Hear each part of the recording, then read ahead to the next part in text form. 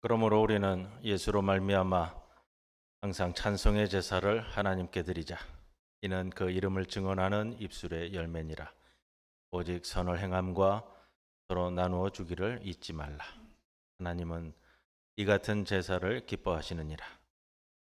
독생자를 보내셔서 죄악 가운데 죽어가는 인류를 구원하여 주시는 하나님 아버지, 이 시간 감사와 찬송과 영광을 올려드리옵니다. 세상의 험한 길에서 방황하며 지치고 피곤했던 저희들을 예배의 자리로 불러주시고 평안과 안식과 기쁨을 누리게 하시오니 감사드리옵니다. 주님께서 저희를 구별하여 하나님의 자녀로 삼아주심과 같이 저희도 세상에서 우리 자신을 성별하여 정결한 몸과 마음으로 산 제사를 드리옵니다.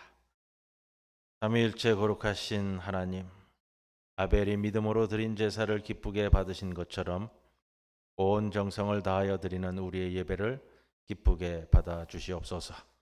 예수님의 이름으로 기도드리옵나이다. 아멘.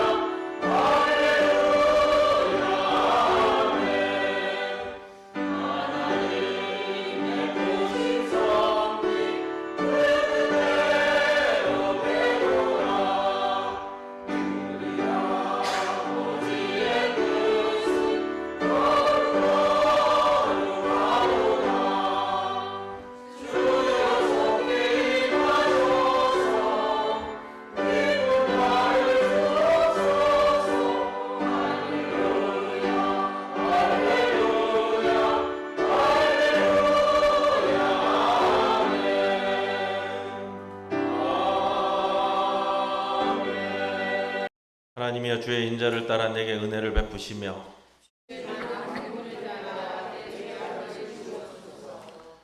나의 죄악을 말갛게 씻으시며 나의 죄를 깨끗이 제하소서.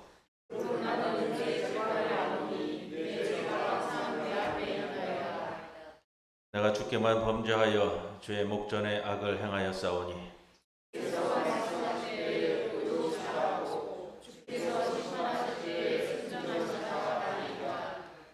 내가 죄악 중에서 출생하였으며 우술초로 나를 정결하게 하소서. 내가 정하리이다.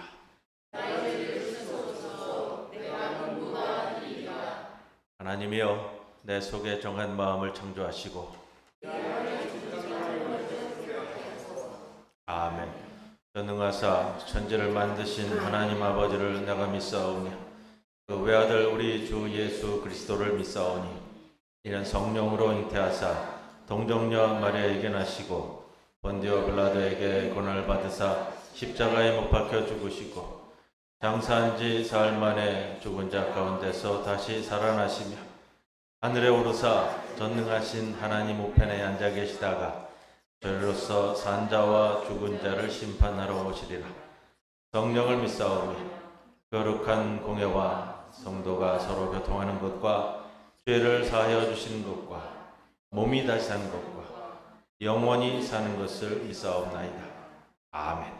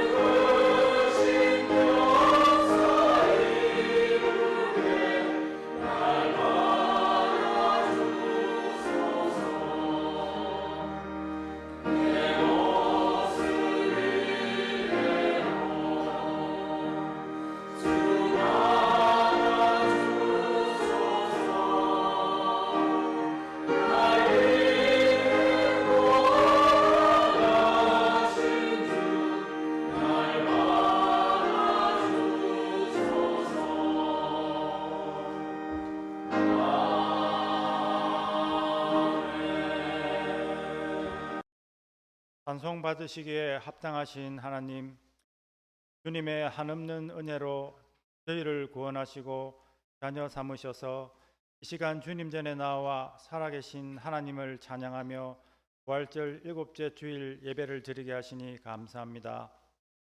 참으로 혼란스럽고 힘든 세상을 살아가고 있지만 주님께서 허락하신 모든 일상이 주님의 은혜임을 깨달으며 모든 감사와 영광을 주님께 돌려드립니다.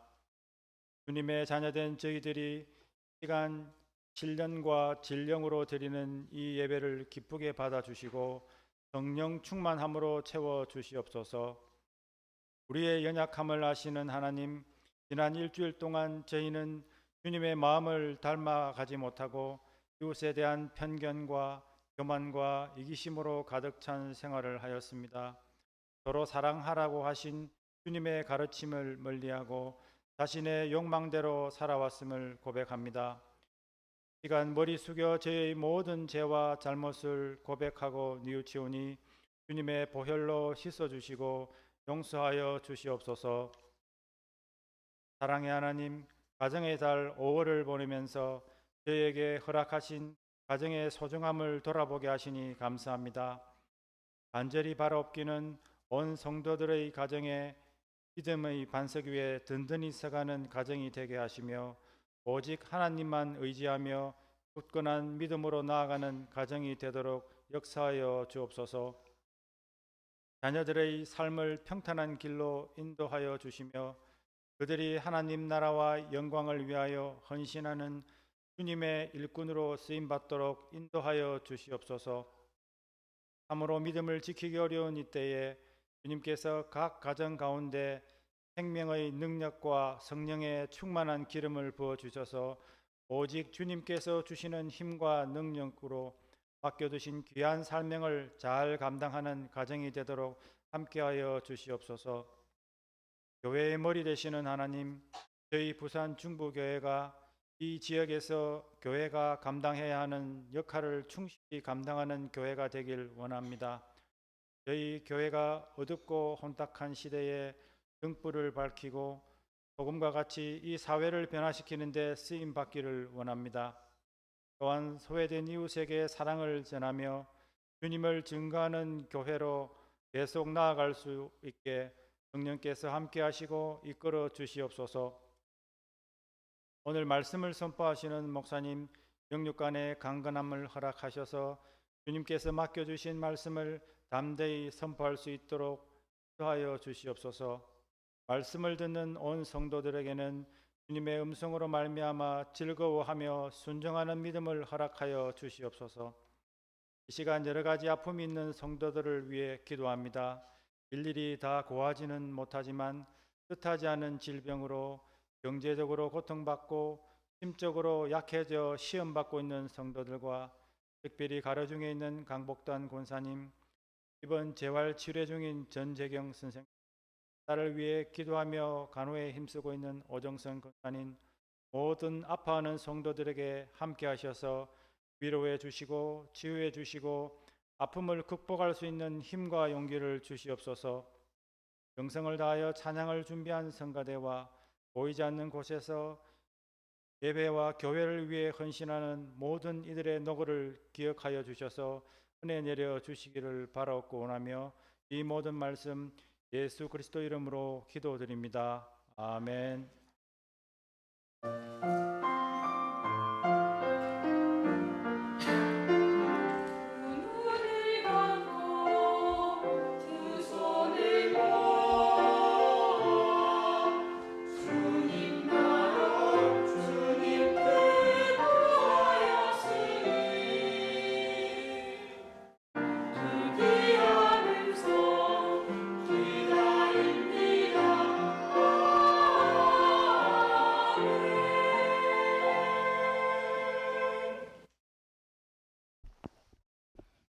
오늘 시편 말씀은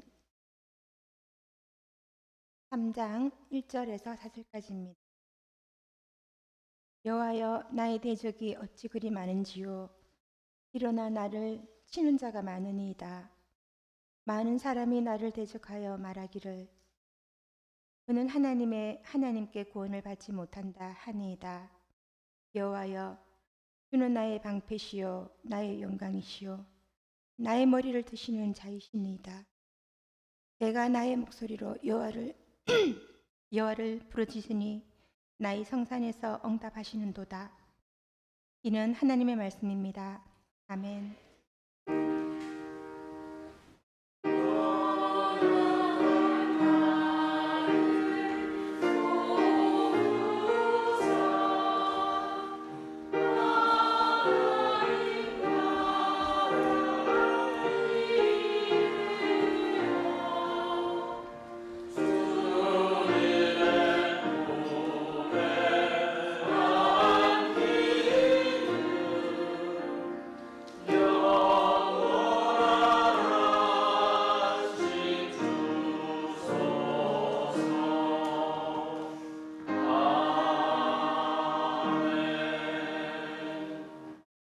오늘 우리들에게 주시는 하나님의 말씀 시편 3편 5절에서 8절 말씀입니다. 오늘의 시편 1절에서 4절에 이어서 봉독해 드립니다. 내가 누워 자고 깨었으니 여호와께서 나를 붙드심이로다. 천만인이 나를 애워싸 진친다 하여도 나는 두려워하지 아니하리이다. 여호와여 일어나소서. 나의 하나님이여 나를 구원하소서. 주께서 나의 모든 원수의 뺨을 치시며 악인의 이를 꺾으셨나이다. 구원은 여호와께 있사오니 주의 복을 백성에게 내리소서. 이 말씀 가운데 성령께서 함께 하시기를 기원합니다.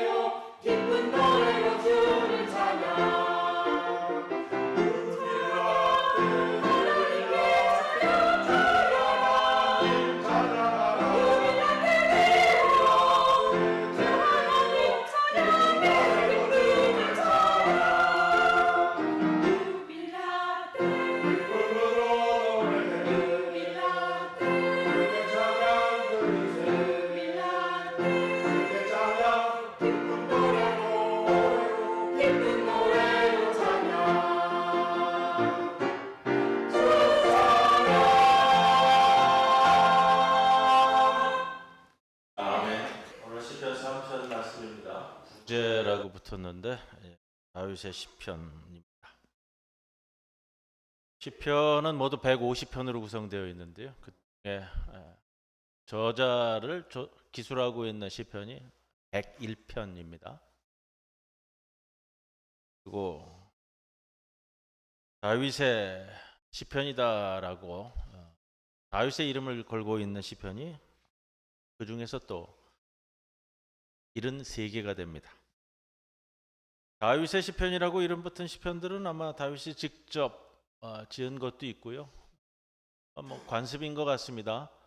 다윗에게 헌정된 것들도 있는 것으로 보입니다.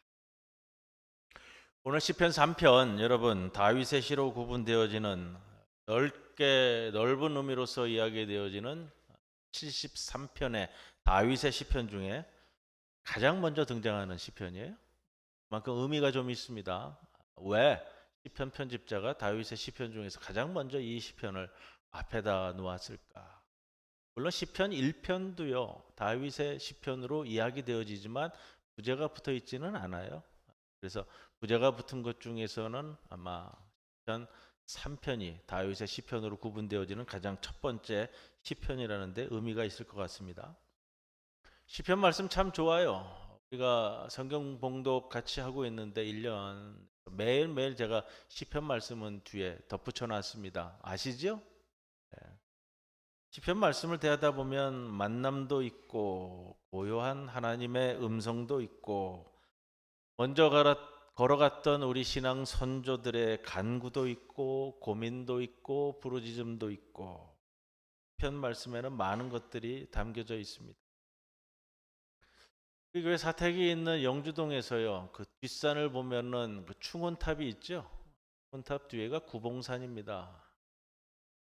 가끔 산책 겸 충원탑 뒤에 있는 그 봉수대까지 오르내리는데 사택에서 출발해서요 보통 왕복으로 분에서 한 100분 정도 이렇게 다닙니다. 참 좋습니다. 그 길이요.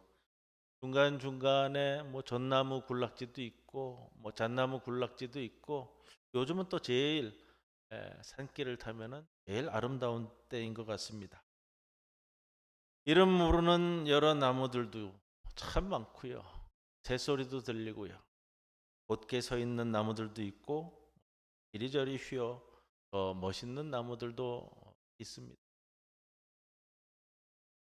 매일매일 가면 좋겠는데 뭐 여의치는 않으니까요. 그래도 한 5월 달 들어서는 또 제가 열심히 묵상 겸 오르내리려고 하는데 어떤 날 큰 비가 내린 다음에는 그동안 잘 보아왔던 나무가 쓰러져 있기도 하고 여기저기 패인 모습도 보이고요.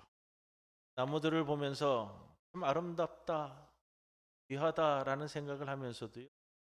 어느 날 그 나무들 하나를 보면서 그런 생각을 가져요. 정말로 수십 년간, 수백 년까지는 뭐 몇 채나 되는지 모르겠어요. 우리 말대로 풍상을 많이 겪기도 한 나무구나. 이 나무마다 이야기가 있겠구나. 각 나무마다 그들이 안고 있는 고통도 아픔도 괴로움들도 다 안고 우리말 풍상이라고 하잖아요. 바람과 서리. 풍상을 많이도 겪었겠구나. 적어도 수십 년 세월을 지내면서 그렇게 그 풍상 가운데 아름다운 자태를 만들어냈겠구나. 그것이 여러 나무가 또 어우러져서 이렇게 아름답게 보이는 것이겠구나. 그런 생각을 갖습니다. 그러면서 제가 가끔 시편 말씀만 가지고 주일 말씀으로 전하는 때가 있는데요. 시편 말씀들이 여러분 한 편 한 편마다 수백 년, 수천 년, 정말로 수천 년이에요. 천년 되는 나무와 같다라는 생각도 하게 됩니다. 시편마다 그 시편이 안고 있는 곤고함도 있고 기쁨도 있고 괴로움도 있다. 그런데 그것들이 우리에게는 여러분 그 시편 말씀을 통해 우리에게 다가오는 것은요. 하나님을 통해 그 시편 말씀을 정화해서 우리 삶이 정말로 어떻게 아름답게 만들어지는가 하는 것을 미리 맛볼 수 있는 것이 시편 아니겠는가 그런 말씀을 드립니다. 시편은 우리에게 하나님과의 만남을 이어주는 통로고요. 시편 말씀을 묵상한다라는 것은, 여러분, 시편 말씀은 찬송이고 노래잖아요. 그래서 묵상한다고 할 때 조용히 나지막히 읊조리는 것을 이야기하는데, 읊조린다라는 것은 시편의 말씀을 다 안다는 거예요. 다 알고 내가 암송하기 때문에 우리가 매일매일 삶 속에서 하나님 앞에서 읊조리며 기도하듯이 불렀던 삶의 애환이 담겨 있는 노래들이다 라는 것을 생각하게 됩니다. 그런 시편이 수천 년의 풍상을 다 담고 우리에게 주시는 메시지가 있기 때문에 더 귀합니다. 오늘 시편 3편 제목이 붙었어요. 원문에서는 이게 1절로 시작이 되는 건데 우리말 번역에서는 1절은 따로 있고요. 제목이 붙어 있는 걸로 처리를 했는데, 다윗이 그의 아들 압살롬을 피할 때에 지은 시다. 가장 어려울 때잖아요. 그렇기 때문에 제일 앞에 배치했을까라는 생각도 듭니다. 다윗에게 아들이 많았습니다. 이스라엘 왕은 처첩을 많이 두지 말라고 했는데 다윗도 처첩이 좀 많았어요. 쫓겨다니면서 목숨을 부지하고 여러저러 정략적인 관계들이 많았기 때문에 그런 것 같아요. 첫 번째 아내는 누구죠? 사울의 딸 미갈. 정략적 결혼이기도 하잖아요. 그런데 다윗이 쫓겨다닐 때는 동행하지 못했어요. 나중에 언약궤가 들어올 때의 사건으로 좀 좋지는 않았습니다. 쫓겨다니면서 정략적으로 맞아들인 아내 가운데는요, 대표적으로 세 번째 아내인 아비가일이 있습니다. 아비가일, 우리가 잘 아는 것처럼 원래 나발의 아내인데 나발이 다윗을 조롱하고 무시하다가 하나님이 치셔서 죽게 되었습니다. 그때 다윗을 말리던 지혜로운 여인이 아비가일입니다. 나발이 죽고 난 다음에 다윗의 아내가 되어 많은 역할을 했는데 가장 큰 역할은 뭐냐면요, 나발의 재산을 전부 다 들고 다윗에게 시집왔어요. 그 재산이 다윗이 정치적인 목적으로 쓰면서 왕위에 올라갈 수 있었던 재산의 그 역할을 감당하게 됩니다. 그렇게 일들이 벌어져요. 또 불의하게 취한 밧세바도 있습니다. 이방 여인도 있어요. 네 번째 여인 그술왕 달메의 딸 미가야. 그술은 어디냐면요, 갈릴리 북동쪽이에요. 신약 시대에는 이제 데가볼리라고 지어졌던 이방 족속의 땅입니다. 그렇다 보니 아들들도 많았어요. 그런데 그 여러 명 중에서 제일 똑똑하고 잘생긴 아들이 누구냐? 압살롬이었습니다. 그술왕 달메의 딸 미가야의 아들이에요. 두 번째 부인이, 세 번째 부인. 압살롬을 가리켜 사무엘하 14장에 이렇게 표현합니다. 아름다움으로 칭찬받는 자였다. 발바닥부터 정수리까지 흠이 없는 인물이다. 사람에 대해서 그 아름다움과 잘생긴 걸 표현하는 것이, 이 성경의 표현이 그래요. 성경의 표현이. 그런데 압살롬이 잘생긴 것뿐만 아니라요, 굉장히 머리가 뛰어난 사람이에요. 똑똑했어요. 영리하고. 머리가 뛰어난 사람이 여러분 좀 고지식하기도 하고요, 게으를 수도 있어요. 왜냐하면 똑똑하기 때문에 고지식해요. 자기만 옳다라는 생각이 많기 때문에. 이 압살롬이 장점이 많은 사람입니다. 상황 판단도 뛰어나고 활동도 민첩하고, 그런데다가 보이는 모습은 인내심도 있어요. 여러분, 똑똑한 사람은 보통 인내심이 좀 부족해요. 급하거든요. 왜냐? 머리가 좋기 때문에. 그런데 이 압살롬은 인내심이 있으니까 용이 주도하고 주도 면밀해져요. 여러분, 우리가 사람을 겪다 보면 그런 생각 들잖아요. 사람이 여러 가지를 고루 다 갖춘다는 것 쉽지 않잖아요. 압살롬은 목적을 정하면 원수에게까지도 자기 간과 쓸개까지 다 내어줄 수도 있는 사람. 내어주기도 했어요. 그런데 그런 압살롬이 단점이 있어요. 제가 사무엘서를 다 짚어보면서 건져내는 건데 아들로서는 셋째 아들입니다. 뒤에 일어난 일을 보자 하니 아마 왕이 되고픈 생각을 가졌던 것 같습니다. 언제부터인지는 몰라요. 당신은 꼭 마지가 왕이 되는 시대는 아닌 고대 시대거든요. 실력 있고 능력 있고 힘 있는 자가 왕이 되는 거예요. 아마도 왕이 되려는 욕심이 있었던 것 같은데 보통 그러면 자기 아버지를 보면서 왕이 되고자 하는 것을 하나님께 기도하고 하나님께 달라고 해야 되는데 압살롬은 그 어머니가 그술왕 달메의 딸이에요. 이방 족속 출신 엄마라는 거예요. 어릴 때부터 꼭 그렇기 때문에 그런 것 같지는 않지만 믿음과 신앙 가운데 양육받은 인물로 보이지는 않아요. 그게 문제인 것 같아요. 압살롬의 생각과 그의 행위 가운데 하나님의 역사가 보이지 않는다는 거예요. 하나님과의 관계 맺음이 전혀 보이지 않아요. 아버지 다윗은 우리가 알잖아요. 다윗은 평생 하나님뿐이에요. 왕으로 되었어도 그런 표현을 썼어요. 나의 왕이신 여호와여.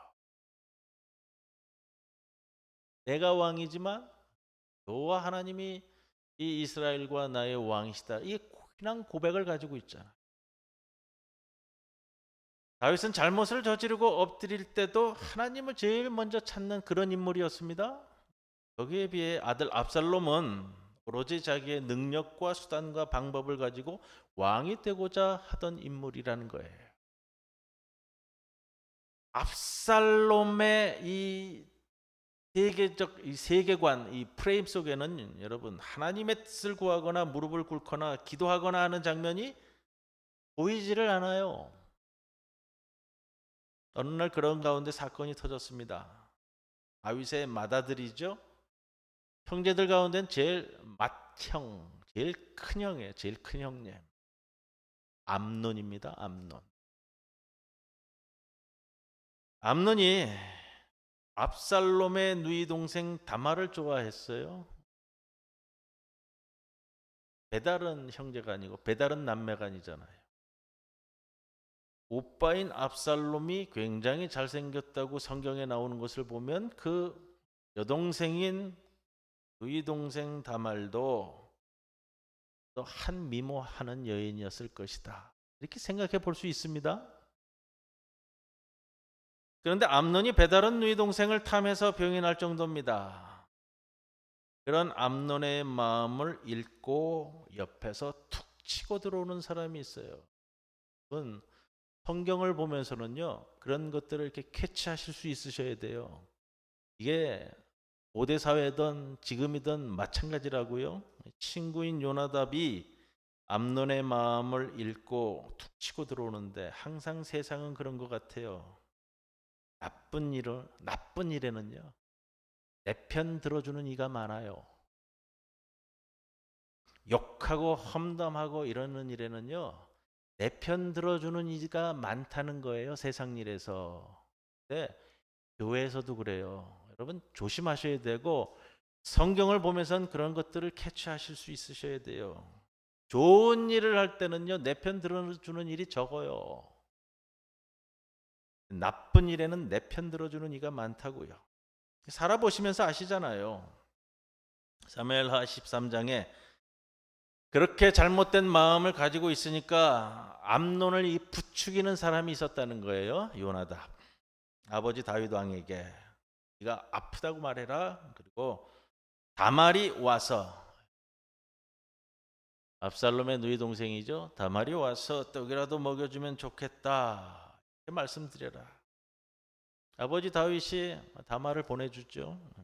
아픈 척하고 침대에 누워 있다가 자기 누이 동생을 무리하게 취합니다. 정상적이지 않고 탐심으로 하면 항상 문제가 생기잖아요. 결말이 안 좋아요. 암논이 욕심을 채우고 난 다음에 마음이 식어버렸고요. 누이 동생 다말을 이렇게 내쫓아요. 그거를 누가 들었느냐? 오빠인 압살롬이 들었어요. 얼마나 속상하고 괴롭겠어요. 복수하겠다는 마음을 가졌는데 칼을 갑니다. 얼마나 칼을 갈았느냐? 2년 동안 칼을 걸었어요. 치밀하게, 주도면밀하게 준비해서 때가 왔어요. 양털 깎는 잔치자리. 양들을 길러가지고 양털을 다 이렇게 벗겨내는 때는 최고의 수입이 만져지는 때이기 때문에 잔치자리가 있었던 것 같아요. 그 잔치자리에 모든 왕자들을 초청해서 모두 다 배부르게 먹고 마시다가 형 암논을 죽입니다. 다른 왕자들은 다 도망가고요. 이 사건을 아는 아버지 다윗 왕이 그냥 둘 것 같지 않으니까 도망가지요? 어디로 가요? 외갓집 그술왕에게 도망가는 거예요. 외할아버지에게 도망가요? 수년을 도피 행각을 갔습니다. 돌아오는 것도 치밀하게 작전을 준비해서요. 돌아오게 되잖아요. 돌아와서도 아버지가 안 만나주니까 그것도 치밀하게 준비해가지고요. 요압 장군을 들러리로 세워가지고 아버지가 자기를 부르도록 합니다. 이게 다 통하는 거예요. 주도 면밀하고 용의주도 하고요. 굉장히 똑똑하고요.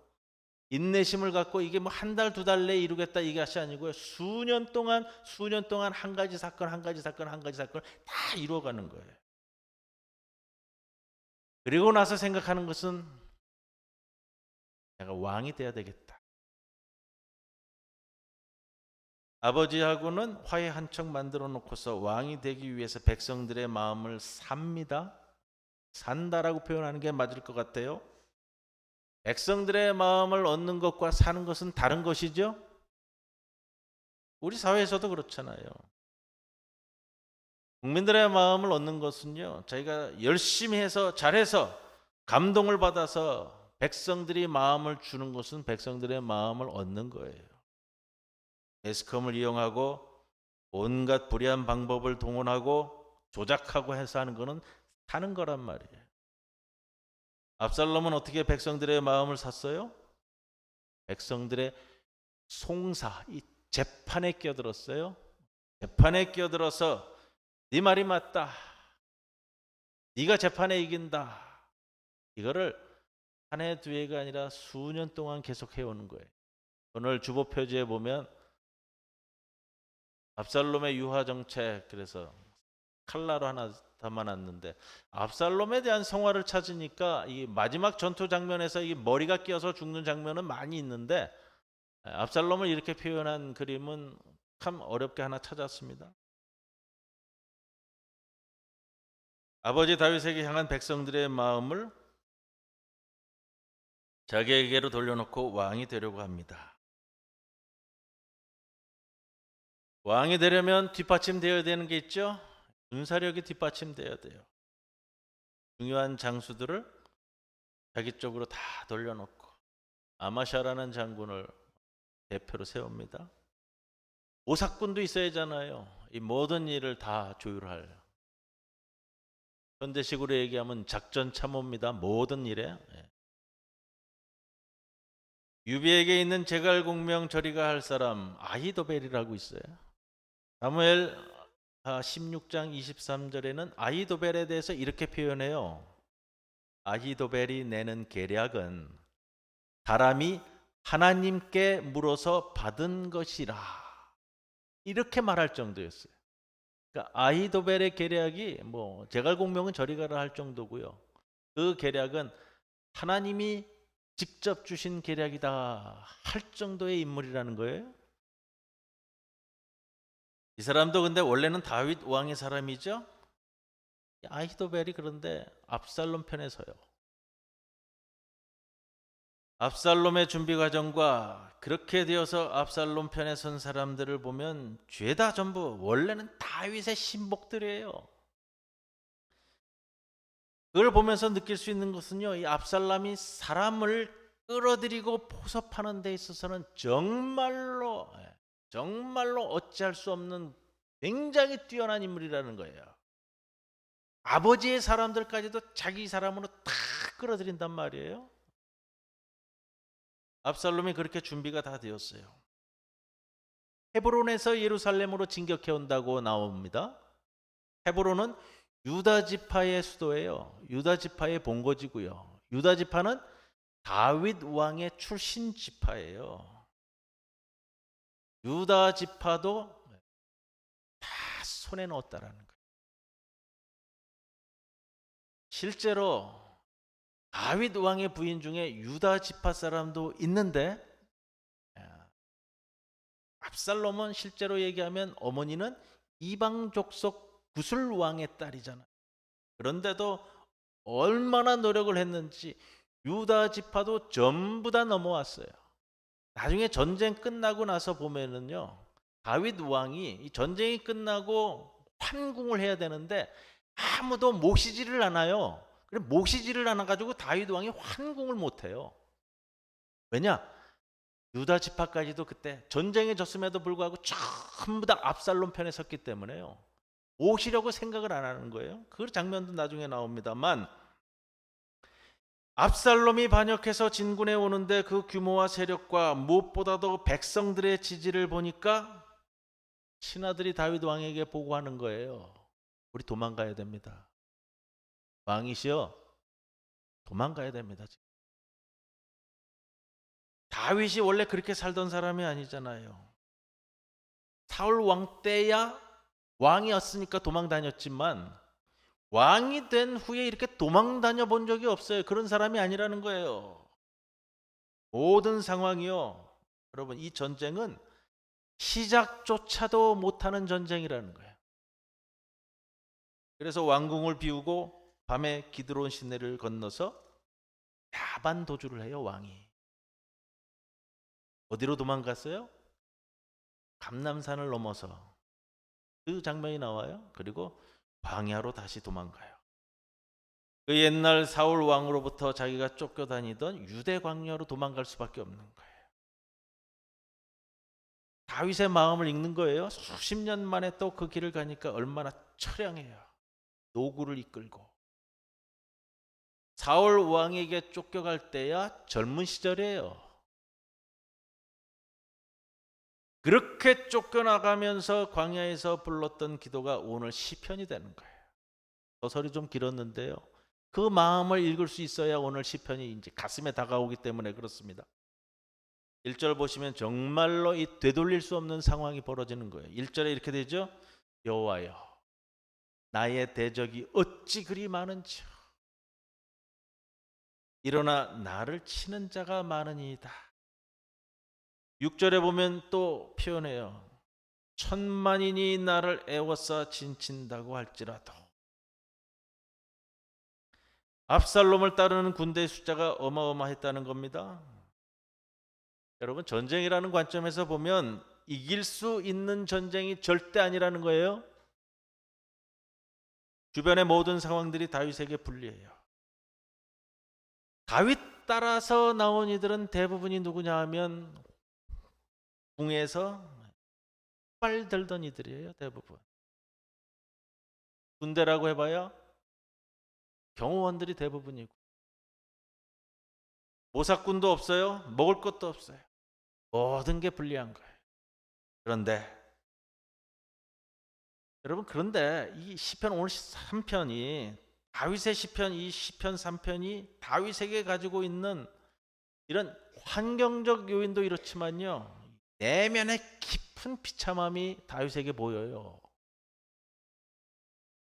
다윗의 마음속에 이렇게 벌어진 모든 사건의 원인에 다윗이 마음에 움직이는 게 이거예요. 이 모든 사건의 원인에 내 죄가 놓여 있다는 것을 다윗 왕이 너무나 잘 아는 거예요. 다윗이 지금 고난을 당하는 바탕에 그 전에 바세바를 취하고 그 남편 우리아를 불의하게 죽게 만들었다는 것이 놓여 있는 거예요. 그래서 하나님 심판의 말씀을 들었잖아요. 앞으로 칼이 영원토록 너희 집에서 떠나지 아니하리라.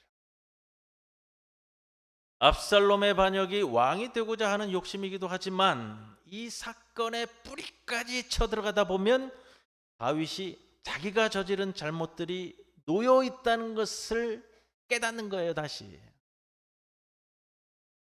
도망다니면서 그 심령에 그 죄책감이 일어나는 거예요. 내가 지은 죄 때문이라는 것을 생각하면 정말로 가슴 아파 죽는 거예요. 이런 경우에 느끼는 것은요, 일반적으로 다윗을 제일 짓누르고 있는 자괴감이에요. 자괴감. 이렇게까지. 다윗은 군대 숫자도 적어요. 작전 참모도 없어요. 그동안 광야를 함께 누비던 전우들 다 배신했어요. 그 전우들이 어떤 전우들이냐? 전쟁터에서 목숨 걸고 함께 누비던 신복들이에요. 신복. 이 신복들이 다 압살롬 편에 가요. 그 배신감은 정말 무너져 내리는 심령인데, 거기다 제일 더 힘들게 만드는 것은 내 심령에 쏟아져 내리는 자괴감이라는 거예요. 내 죄 때문에 이런 일이 생겨. 머리를 못 드는, 머리를. 하늘을 볼 수 없는 거예요. 기도할 수도 없는 거예요. 초라하고 죄스럽고 가슴 아프고. 그래서 이 시가 다윗의 일생 중에 다윗이 가장 곤고하고 어려울 때라고요. 그리고 그래서 다윗의 시편 중에 가장 앞에 배치된 것 같아요. 여러분, 다윗이 자기의 죄 때문이라고 생각하니까 이게 뭘 일으키냐면요, 영적으로 바닥을 치는 거예요. 다윗이 자기를 평생 바쳐준 것이 있잖아요. 하나님과의 영적 교감 속에서 살았어요. 이 다윗이 살아갈 수 있었던 근거가 거기에 있는데 이게 바닥이 났잖아요. 또 무너지는 것은 지금 세력 싸움을, 백성들이 이 상황을 다 알죠. 어떤 상황인지. 그래서 사람들이 그러는 거예요. 2절 말씀에 이제는 다윗도 하나님께 구원받지 못. 다른 표현으로 하면요, 이거예요. 하나님조차도 다윗을 이제 구원하시지 않는다. 하나님조차 다윗을 구원하실 수 없다. 이 소리가 들리는 거예요. 이게 얼마나 힘든지요. 신앙인은 그걸 알아요. 네 하나님이 너를 구원하시지 않는다. 평생 의지해온 분이에요. 평생 내 힘의 근원이라고요. 사람들이 이렇게 말할 만큼 다윗에게 정말로 절망적인 상황이라는 겁니다. 3절 4절에 오면요, 이 절망적인 상황을 뒤집는 출발점이 보여요. 죽음의 자리에서 다시 일어서는 다윗의 심령이 다시 일으키는 것이 보여요. 남들 다 불가능하다고 할 때 다윗을 다시 일으키는 신앙이 있어요. 여러분 오늘 그걸 붙잡으셔야 되기 때문에 제가 이 말씀을 전하는 거예요. 다윗이 지금 광야에 있는데 이 광야에서 보는 게 있어요. 다윗이 수십 년 전 이 광야에서 사울 왕의 쫓김을 피해 이 광야에서 죽을 위기를 만났던 이 광야, 지금은 아들에게 쫓기죠? 처량해요. 참 비참하다고요. 왕으로서, 아버지로서 다 겹쳐져 있잖아요. 내가 어떻게 사울 왕을 피해서, 그리고 어떻게 왕이 됐고, 헤브론에서 왕이 됐다가 7년 반을 버티다가 12지파의 옹립을 받아서 이제 예루살렘에서 정식으로 이스라엘 전체 왕이 된 모든 게 아마 다 지나갔을 거예요. 그런데 아버지가 아들의 손에 쫓김을 당하니까 이게 뭐냐고, 이게 뭐예요? 그런데 다윗이 이 광야에 와서 옛날을 뒤돌아보면서요, 그 옛날 이 광야에서 기도할 때 하나님 나를 도우셨던 것을 다시 상기시키는 거예요. 오늘 주보표제 또 다른 장면이 다윗의 기도예요. 예루살렘을 바라보면서 광야에서, 이 광야에서 내가 기도할 때 하나님 나를 도우셨던 것을 다시 기억하고 그 하나님을 다시 붙잡는 거예요. 3절에 이렇게 노래합니다. 여호와여, 주는 나의 방패시오. 다윗이 참 많이 노래 불렀던 장면이잖아요. 나의 방패시오. 이 방패라는 것은요, 조금 이 표현이 번역이 이제 좀 부족하지만 다 번역할 수는 없을 것 같아요. 이 방패라는 것은 그냥 앞에만 막는 방패가 아니라 그러더라고요. 앞과 뒤를 다 막는 방패를 얘기한대요. 여호와여, 주는 나의 방패시오, 영광이시오, 나의 머리를 드시는 자. 영광은요, 훗날 승리의 결과로 주어지는 것이 영광이죠. 그러나 이전 하나님께서 내게 주셨던 것도 영광입니다. 하나님의 영광. 또 앞으로도 주실 것을 믿는 믿음이 담겨져 있는 표현. 나의 머리를 드시는 자. 참 이 표현이 참 가슴에 와닿습니다. 여러분, 우리는 인간인지라 세월의 풍상을 지나는 동안 고개가 숙여지는 때가 있어요. 저절로 숙여질 때가 있잖아요. 나의 죄로 인해 고통을 당하면서 나름대로 한다고 하지만 그래도 절망해서 고개가 숙여지는, 저절로 숙여지는. 여러분, 우리가 살다 보면 풀 죽어서 고개가 숙여지는데, 그러나 내가 다시 기도할 때, 내가 다시 찬송 부를 때 내 머리를 다시 들게 하시는 하나님 아버지, 머리 들어라. 이 세상의 기죽지, 머리를 들 수 없죠.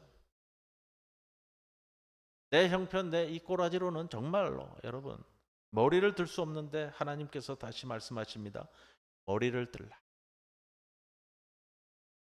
여러분, 우리가 그래도 머리를 들 수 있는 것은 그 이유가 나에게 있는 것이 아니고요, 하나님에게 있습니다. 오늘 시편이 주시는 유익함이 이거예요. 하나님은 나의 머리를 드시는. 사랑하는 성도 여러분, 여러분의 머리를 드시기 바랍니다. 머리 숙이고 마시고요. 내게 돈이 있든 없든, 건강하든 건강하지 못하든, 코로나 기간 지나면서요, 연초에 기도 제목을 제가 이렇게 다 받아서 매일 아침 그거 가지고 기도하는데, 경제적인 문제 때문에 기도 제목 내놓으신 분들이 많잖아요. 경제적인 문제 해결되게 해달라, 이렇게 저렇게. 그런데 같은 기도 제목을 내오셔도요, 이런 기도 제목이 있어요.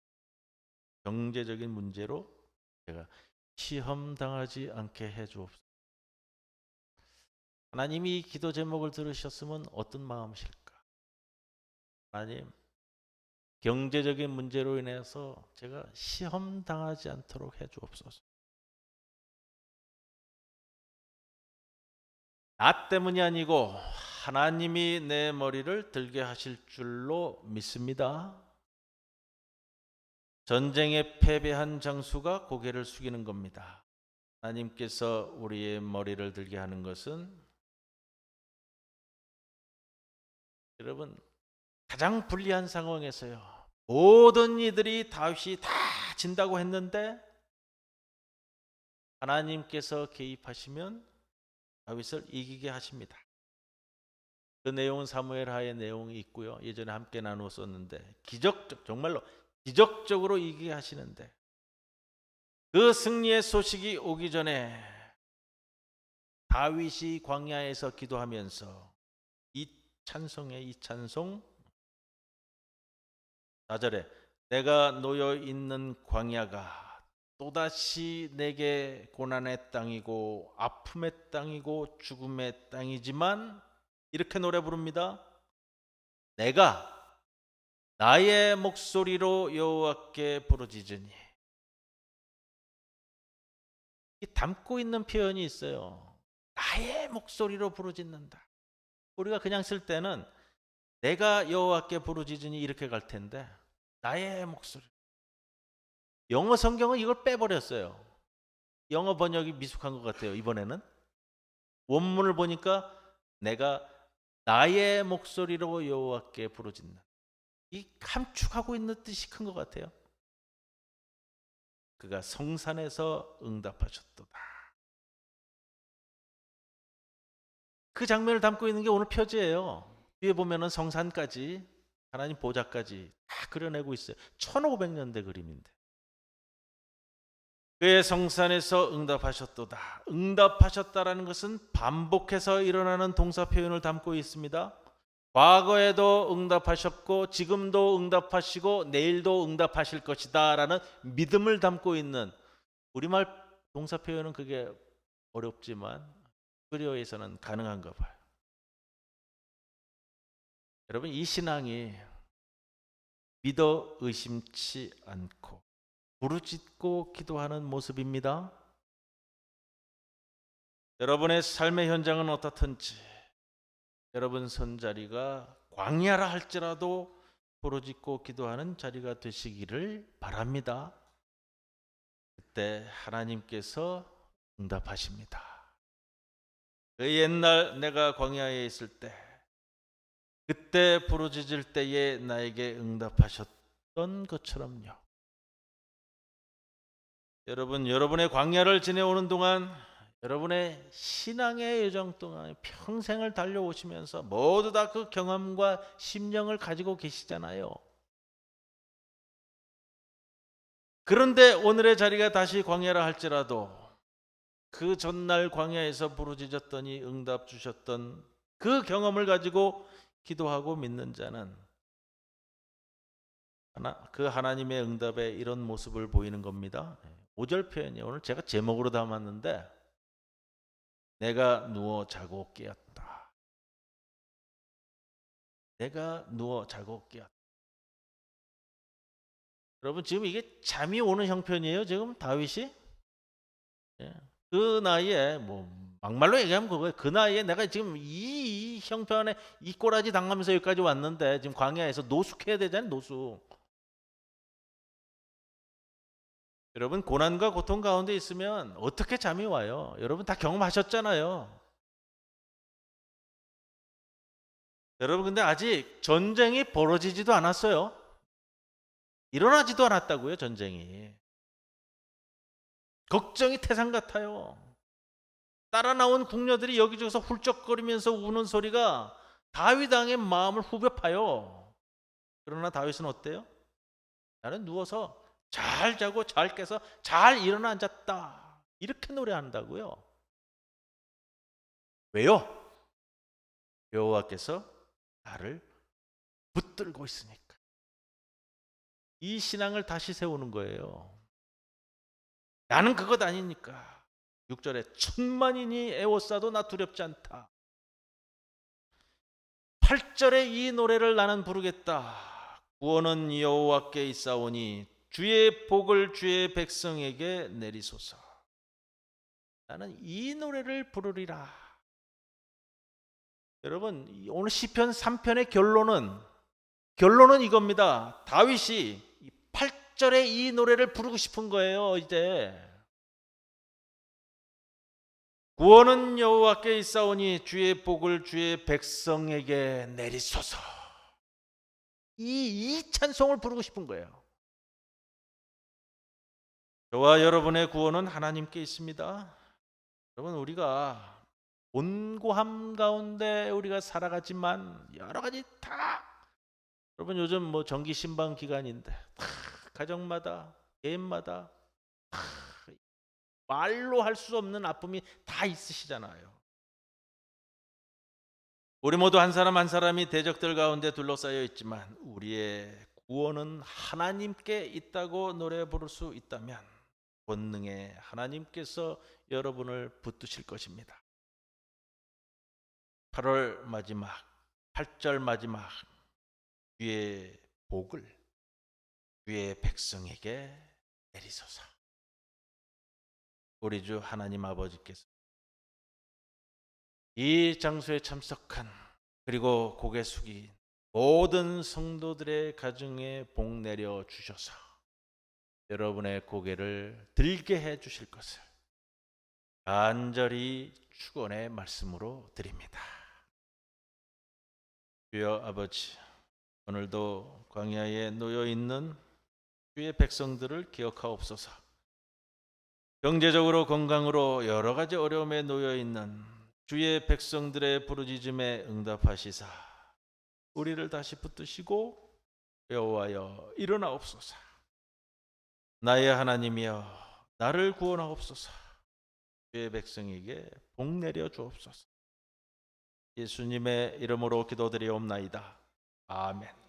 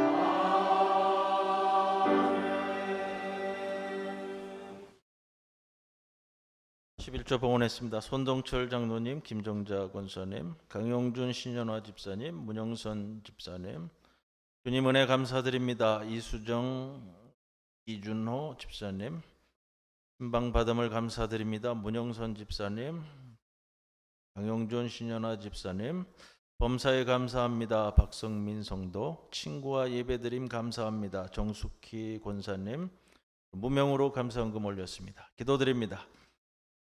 주님, 모두 주님의 것임을 고백합니다. 탐욕에 눈이 먼 아간과 게하시처럼 아직도 욕심의 끈을 놓지 못하고 주님을 온전히 따르지 못하는 우리를 용서해 주옵소서. 내가 가진 것이 내 것이 아니라 잠시 맡은 것뿐이라는 것을 늘 잊지 않도록 도와주옵소서. 내 인생은 내 것이라는 프레임의 사슬을 끊고 너희는 너희 자신의 것이 아니라는 말씀을 따르게 하옵소서. 핏값으로 지불한 죄의 굴레를 다시 두르지 말게 하시고 원하실 때 원하는 방법으로 원하는 곳으로 기꺼이 가게 하옵소서. 뒤를 돌아보면서 덧없음의 눈물만 흘리거나 남을 원망하면서 삶에 대한 허무감에 젖지 않고 나이 들어가는 것에 하루하루 감사한 삶을 살게 하옵소서. 오늘 주의 전으로 불러주시는 은혜를 감사합니다. 주님 앞에 나오면서 귀한 11조로 봉헌합니다. 기뻐 받아주시고 우리의 삶의 터전이 주의 은총 가운데 늘 굳건히 서도록 인도해 주옵소서. 여러 가지 감사의 제목으로 함께 봉헌합니다. 이 예물과 함께 드리는 우리의 몸과 영혼도 함께 받아주시고 주의 영광의 자리에 있을 날까지 주께서 인도해 주옵소서. 이 자리에 나온 모든 성도들 주님께 드리는 장학헌금, 하늘헌금, 주정헌금 모두 다 기뻐 받아주시사 주의 영광 가운데 큰 열매 맺는 우리 성도들 되게 하옵소서. 감사만 주님께 올려오며 예수님의 이름으로 기도드려옵나이다. 아멘.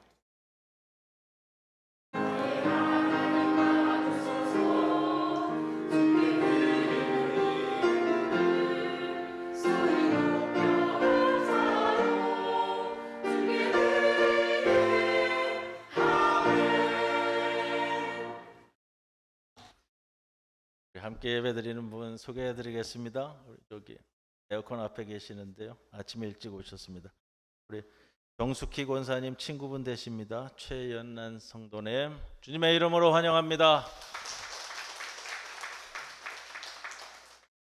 윤정혜 집사님 오셔서 제가 얼마나 기쁜. 또 예배 마치고 저하고 말씀 나누겠습니다. 자, 광고 참고해 주시고요. 에 있습니다. 오늘 오후는 5월 기관주일로 모입니다. 한울장애인 자활센터 정기이사회가 목요일 날 있습니다.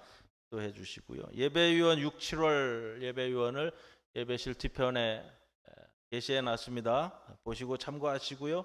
가끔 주보에 오타가 나는 경우가 있는데 가장 기준이 되는 건 저 표에 만들어 놓은 겁니다. 제가 가끔 다음 주 것들을 안 고쳐놓고 주보에 올릴 때가 있더라고요. 죄송합니다. 제가 6월 1일부터 6월 15일까지 2차 안식 주간을 갖습니다. 두 주일 동안은 우리 황영주 목사님께서 오셔서 말씀 전해 주시겠습니다. 우리 오종선 권사님의 자녀 전재경 선생님 회복과 재활 중에 있습니다. 여러분들 잊지 마시고 꼭 기도해 주시고 경주에 계시는 우리 강복단 권사님의 회복을 위해서도 잊지 마시고 기도해 주시기를 부탁드립니다. 네, 모두 일어서셔서 회외성 함께 찬송 드립니다.